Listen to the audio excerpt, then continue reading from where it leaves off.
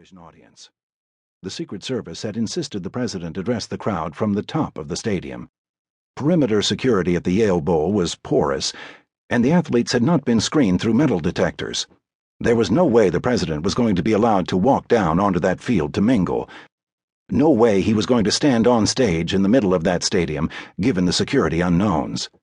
Instead, he was going to have to speak from one of the highest vantage points above the athletes and trust the television monitors to project his image on the jumbotron. Midway through the opening ceremony, Loretta rose from her perch atop the Yale Bowl. "Ladies and gentlemen," she bellowed, her voice rising with an excitement bordering on glee, "the President of the United States, Bill Clinton!" The crowd roared. For the first time in its 30-year history, a president was in attendance at Special Olympics, smiling, waving, and applauding the athletes. The stadium may have been old, but in that moment, it was electric. Down on the field, a professional photographer watched as a group of athletes clad in African dress raised their disposable cameras to take pictures of the president. But there was something peculiar about it. All of them, he realized, and there must have been a dozen, held their cameras backward, the lenses flush against their noses as they peered through the viewfinders. Clearly, he thought, they had never used cameras before. As Clinton's voice boomed across the stadium, the photographer burrowed through the crowd to get closer to the athletes, to help them avoid wasting all their film on blurry images of their own faces.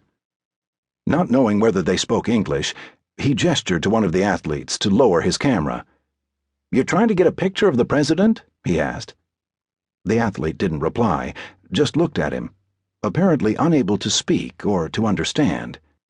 "Yes, you're trying to get a picture of Clinton, and he's way up there, but you have to turn the camera around. Let me show you."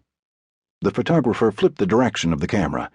"You see, you have to point the lens toward the president and then look through the viewfinder, and then you can get a good picture of him." "Oh," said the athlete, in clear and conversational English. "Thank you, sir. But may I show you something? If you turn the camera around and hold your eye up to the viewfinder and look backward, it still works. It works like a telescope, and you can see the president very clearly. So we're using these little cameras so we can get a good view of the president. But thank you for helping us." The photographer was speechless.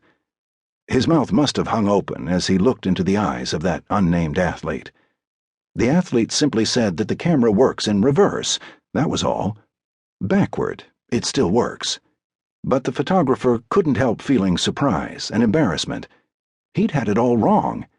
He'd assumed his own knowledge as a professional was superior, that a disabled man needed his help.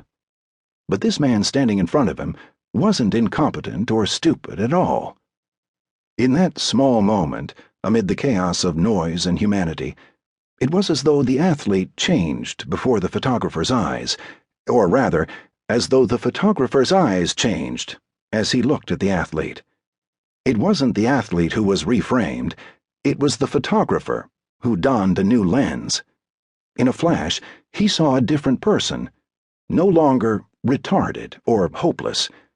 He saw someone else, a clever young man, a resourceful athlete, a kind person. The label disappeared, as did the traumatic, if unconscious, history of low expectations. He saw without assuming. Simply put, he saw from within. There is a tension in this story that fascinates me and always will. Who was changed in this moment? Who was disabled and who was gifted? Who was treated to the experience of a lifetime and who did the treating? Who gave and who received? In retrospect, the answer is as obvious as it is difficult to learn. Both the athlete and the photographer received, and both gave.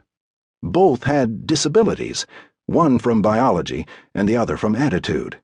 Both were gifted, one in cleverness and the other in kindness. Both were wounded by the assumptions of their pasts, and both were healed by a simple, transforming revelation. You can see another view of the world if you turn your lens around. Keep your eyes open, and you will see both what is close